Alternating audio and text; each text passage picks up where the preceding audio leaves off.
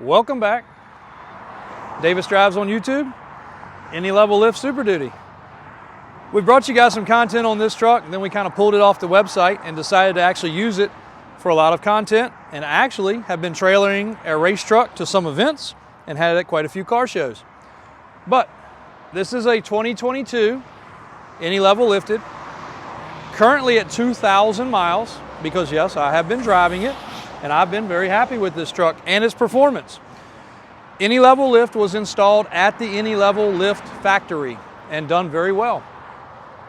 Sitting on fuel forged 26s and 40-inch Fury tires. Those actually ride and drive very well, even down the highway.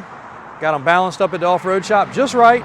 They fit the truck well, and of course, for those that don't know, this Any Level Lift is full hydraulic, and you can let it down, raise it up. Don't let it down and forget and try to turn your wheel, because it's not going to work with a 40. But what a great theory come to fruition.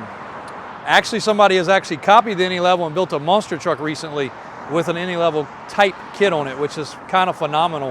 A whole lot of hard work went into that. But this is just stickers. It can peel off. This truck started as a Rocky Ridge. That's RR.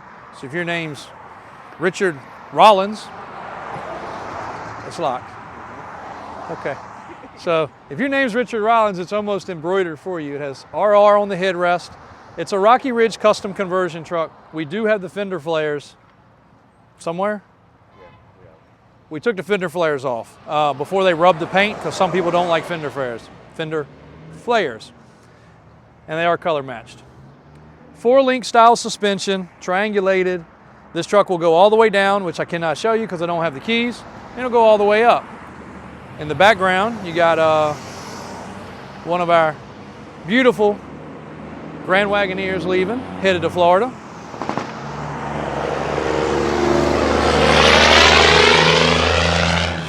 What a cool truck. We should have caught a video before it left also, but very nice people. Flew in, picked them up. Actually, AJ picked them up and I think ate lunch with them. Yeah. And brought them back here. They checked the truck out, test drove it, took it to a mechanic, a third-party mechanic, and they loved it. They actually absolutely fell in love with it. So they purchased it and continued their journey traveling, and the truck's shipping off to them in Florida. We posted it this morning. It'll be to them tomorrow, I believe. So excellent turnaround on the transport. That worked out really good. Since we can't do much more with this one because we don't have the keys, we'll switch over to the Squarebody. I know that's what most of you guys came for. This truck is a LS swap, 6-liter, with a good build, 4L80 transmission, proper drive shafts that, yes, they look like they're at a steep angle, but they work properly. Dana 60 front, 14-bolt back, disc brake converted, hydraulic steering assist, and about 16 inches of lift. So the big question we did on the videos before, people were like, 16 inches of lift? I only see 12 available. Well, you can't even get a real 12-inch kit anymore. The 12-inch kit has a block with it. This is all spring. As you can see, there's no front block. And when I say that, before the comments even come, Superlift's 12-inch spring now has a bolt-in spacer. It's not a block, though it looks like a block. This truck has hangers, basically like a Leaf Spring Super Duty had. Going back in time, the first time I ever saw hangers is when a 99 Super Duty came out. They started selling a hanger kit. They had a hanger kit before that for OBSs. Most people had never seen it. So I looked at that when we were lifting Super Duties, and I said, you know what, my Squarebody would be cool with some shackles and brackets. And then my brother Brian actually one-upped that and built a set for our paint guy Matt for his 70s model Ford. So hangers started becoming really popular. These are a nice set of hangers and shackles, adding the extra lift to this truck. That's how it comes up with basically 16 inches of lift. There is not a body lift on this truck. It is just suspension. It does not yet have the Davis off-road track bar, which we would highly suggest. It does have the steering. Why does it not have it? Because the last 6, 8, or 10 trucks I've sold all have wanted steps, steering, brackets, accessories, and they're just a little bit overwhelmed currently. Even got one getting a manual swap. Oh man, we won't even go into details about that one right yet. There's a lot going on with that truck. But this truck is on 44s. It clears the 44s properly. I will tell you, you're gonna have a heck of a time getting in and out of it because AJ, my young buck, and Christian, and all my guys are younger than me. Dare Mike try to get in it, or myself. It's tall. That's a 44-inch tire. It is basically almost at the bottom of the fender. That's just shy of 4 feet. Unless you got really long legs, they're not gonna get up there. So some power steps would be great, or regular steps. 24-inch wheels. I know this is not the look you guys really want. That's why I haven't even worried about polishing those wheels. They look like absolute doo-doo. But they will polish up nice. Some people like that look. Most of you do not. Most of y'all would rather have a 39, 40, 42, 44, but at least have it on like a 16, 16.5, maybe Davis Off-Road 15-inch wheels, but it doesn't currently have those. That's your man calling.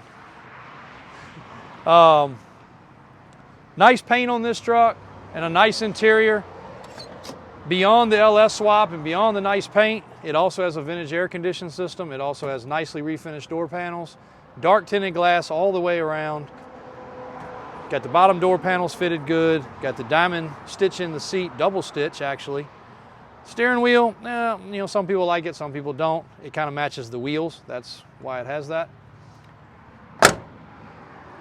Pictures are underneath the hood or on the website. I'll pop it, see if you can actually catch it. It does have a roll panel on the back. Finned aluminum differential covers.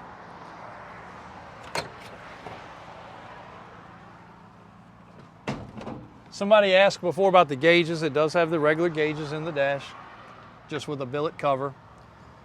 It also has, if you scroll down a little bit there, AJ, it's got the OBD2 port underneath the radio, which obviously these trucks did not have from the factory. That is to communicate with the motor. They did a cool job. Most of the time that crap's just tucked up under the dash. They don't do a great job. Also, when we pulled the hood pop, it actually popped like it's supposed to. Got the steering box upgrade. They actually put a little bit of extra time into putting this on there so the hoses, it's hydro assist, not hydraulic steering. There's a big difference.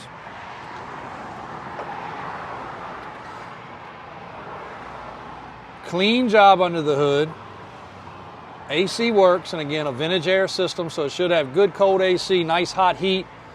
Even the latch here is nice and replaced. That's one of the reasons that the hood pops like it's supposed to. Finished underneath the hood in the white, just like the truck. Everything's finished off real nice. So that's what she looks like. Billet grill, not our favorite, but you know, it kind of goes with the look of this truck. LED, higher intensity headlights. One of them needs some adjustment. We'll get that taken care of. The little clips that they send you nowadays do not do justice like they used to. So that one needs to be, yep, just fell out, didn't it? Yep. The little plastic they send you from any of the manufacturers is atrocious. So we got to get that fixed. If this truck needed to be lowered some for your taste, it can. You'd have to change a few things. Drive shafts would probably have to be slightly modified. All of it could be done though. So if you said, this is my dream truck, but I want it on 35s or 40s or whatever, yes, it can be modified. It's not stuck at this height, but it would need some changes.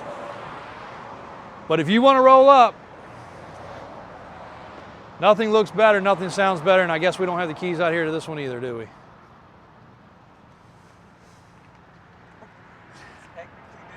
Use your imagination as to how it sounds, guys. Hubbada, hubbada, hubbada, hubbada, hubbada, hubbada, hubbada, hubbada. That's what it sounds like. It sounds like it's counting off, you know, the firing order. It's just counting those cylinders. So anyway, we'll do better. We're trying to do better. We'll bring the keys out next time to both trucks. This one, what does this one sound like?